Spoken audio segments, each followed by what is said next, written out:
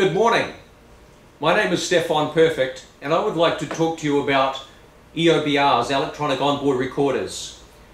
I'm with Cetacea Sound, and I'm a partner with Qualcomm. In fact, Cetacea and Qualcomm have been partners for over 25 years. You guys probably know Qualcomm. They've been around a long time. #2 chipset manufacturer in the world for mobile devices. Very successful company, very successful company. And also one of the differences between Qualcomm and other telematics companies, Qualcomm is the only company that own their own satellite. How does that come into play with you? Well, it allows Qualcomm to be a much more reliable, much more full feature, very customer orientated business, very reliable system, very reliable platform. So Cetacea, you may not have heard Cetacea. Cetacea is a company that has been working in harmony with Qualcomm for some 25 years. They are the company that do the professional installations. In fact, they did my own professional installations into my own fleet, and a very successful and a very professional job they did, and I highly recommend Cetacea. Something I'd like to make mention on this webinar, I have sat in your seat. I have sat down in your seat evaluating telematics and evaluating various platforms. I've sat in your seat. When I evaluated my own when I took into account my own needs for my own fleet, I sat down and I did my own research. There was only one company that kept popping up, one company that had won ABI research accolades, Qualcomm. One company that had started with the big fleets and generated all this wonderful functionality that now comes down to the small fleets, and I mean that with the most highest respect. And so there's only one company that's achieved this, Qualcomm. They started with the big fleets, created, large fleets have various needs, and so as I'm talking to the smaller companies, their needs are a lot different. They are a lot different, but the features and benefits now, the 24 hours a day, 7 days a week, 365 days a year, the wonderful robustness of the system, the functionality of the system, these things have now come down. Our competition didn't start like that. Our competition has started with the smaller fleets and flourishing out. It's quite a different situation, because for a smaller fleet, you're empowered now with a lot more features. One thing I'd like to briefly talk about is this triangle. As you'll see, the simplified compliance would not have even got a mention. We wouldn't be talking about simplified compliance pre-2010, the CSA 2010 initiative. We wouldn't have been talking about this. What a driver did yesteryear, it wouldn't have mattered on the road. I mean, it matters, of course it matters, but it wouldn't have impacted and raised your CSA score. There was no CSA score. So today, unless you've got some kind of physiological thing inside your truck, tracking the asset, watching what the driver's doing, and maintaining and keeping your CSA score down, unless we have something like that, you're in a pile of trouble. And so simplifying compliance is a very important point. Let me first start out by giving you a short brief history on the electronic onboard recorder history of what the FMCSA have been trying to do. Some 7 years ago, the FMCSA started feverishly working at trying to bring out the electronic onboard recorder rule. About 2 years ago, they were able to push it out and be approved by the House and the Senate. So there is no debating whether this is going to come out. It's an absolute, it's a given. So what we're waiting upon is the FMCSA to push through it under the MAP 21 and get it pushed out in a format that everybody agrees on. And that's really what the hold-up is. In fact, if we look back into last July, 2012, last July, so the rule was about to come out then, but OIDA and a driver put out a lawsuit against the FMCSA pertaining to driver harassment. They have ironed this out. It has been approved. Everything's green go. The wording has been written, and it was scheduled for release in March. The FMCSA were not able to push it out in March. They didn't quite have things ready for release. So there is a further hold-up. What that hold-up is, I'm not exactly sure, but what we know so far is that the new release date is scheduled now for September. Originally, they were going to push out the two mini mandates. One is if you had a high CSA score, I believe going after non-compliant trucking companies, and two, it was for companies that pulled hazmat. Those two were the two mini mandates to be released. What's happening now in the upcoming March 2013 is that they are not going to just push out the two mini mandates. Word is they're going to push out the entire EOBR rule. So that's their intention, the FMCSA's intention. So now you have the latest, pretty much, in a nutshell, of what we can anticipate. By the time it comes out in September, there will be a 60 to 90 day comment period. So I guess by about January 1, they would like to see things in place, and then there'll be a grandfather-in period for when we can anticipate the rule to be effective. Okay, so we've just spoken about the history of the electronic onboard recorder.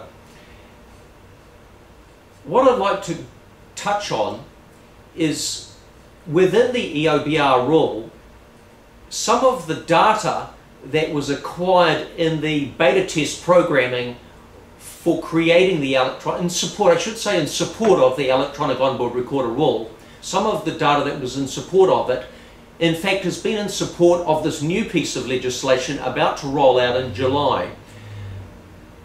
This new one, which will affect all trucking companies, pertaining to the logbook itself. Now, as we know, paper logs are in increments of 15 minutes. Electronic onboard recorders are in increments of 1 minute. So tracking a driver's activity is a lot more precise. We have in July this new rule coming out, the hours of service change.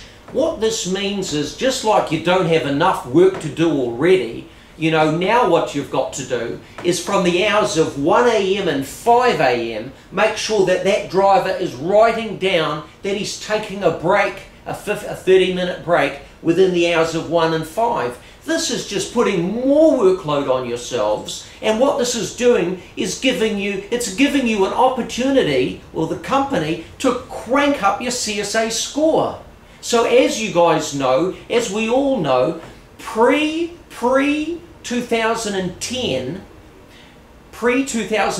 the CSA never even existed. So now what we know is that whatever a driver does today, it can impact your CSA score. So if you don't have some physical way of trying to keep your CSA score down, this can impact your business dramatically. In fact, there are, from what I've been told, there are some 18,000 letters going out to companies pertaining to a high CSA score, trying to keep that down. So that's pretty dramatic. What we're looking at right here is that this is another opportunity for you to have your CSA score cranked up. The difference between an electronic onboard recorder in your fleet versus a paper log is that you are always playing catch up. You're always playing catch up to the activity of the driver, keeping the driver up to date constantly. You know, the driver runs his route, does all his paper logging with an operation that's doing paper logs. Here you've got a driver that brings his logbook into dispatch. It's got to be audited. The driver gets it back saying, hey, you need to add this to it and that add to it. You know, you're always behind the curve. With electronic onboard recorders, with the MCP50, this is already put in place. The driver is prompted to take a break. This puts you into a proactive situation instead of a reactive situation. So by putting this in the fleet, it puts you into, you know, a proactive situation. It's a very good way to be. So we have so that's, now you're pretty much up to date with the EOBR rule. What I'd like to do now is give a quick history on myself, because it will come to play with some of my experience, and I'd like to share that with you, and so that you perhaps don't go down some of the paths that I have been down. My own history is about 30 years in transportation. I started out as a company driver. For many years I've been an owner-operator. I've migrated from that. I've been a company owner in logistics. I've migrated from that, and I've been a fleet owner, company owner, president and 50% stakeholder in a company that had 42 trucks. So I'd like to share some of that with you. So moving off that and coming back to the MCP50, I would like to talk to you about Qualcomm's 3 product lineups. Now, the MCP50, which is what we're going to demo today, is the newest addition to Qualcomm's lineup. They also have an MCP110. They also have an MCP200. How does this differ, and why is it that perhaps you would be interested in having either one of these platforms? The MCP50 can do everything the MCP110 and the 200 can do, but there are a few things that it cannot do. Predominantly it can do most things.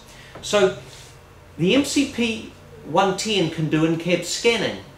The MCP200 can do in-cab scanning and video in-cab training. Now, the MCP110 cannot do in-cab video training. It can do in-cab scanning and everything the MCP50 can do, minus 3 applications, and I'd like to talk to you about those in just a minute.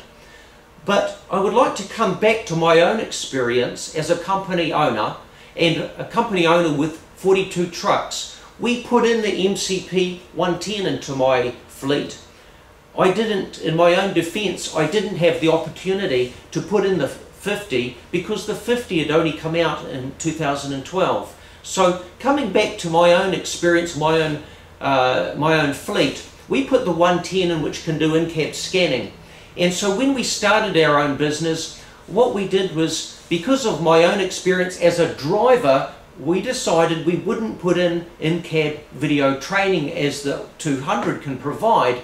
Because of that, I wanted my own drivers, when they had finished a day, don't forget I'm hiring experienced drivers, and so because I don't hire newbies, I don't need to deal with in-cab video training. And also my thoughts were, my drivers have finished the day. Hey, I didn't want them to do in-cab video training. I just want them to get in and be done with the day, and and go home and be with their families. So we put the 110 in, but not every shipping situation it works with in-cab scanning. Perhaps you guys know that are watching this video today that most shippers will not pay on a copied bill of lading. They just simply won't. In fact, about 90% of shippers will not pay on a copied bill of lading.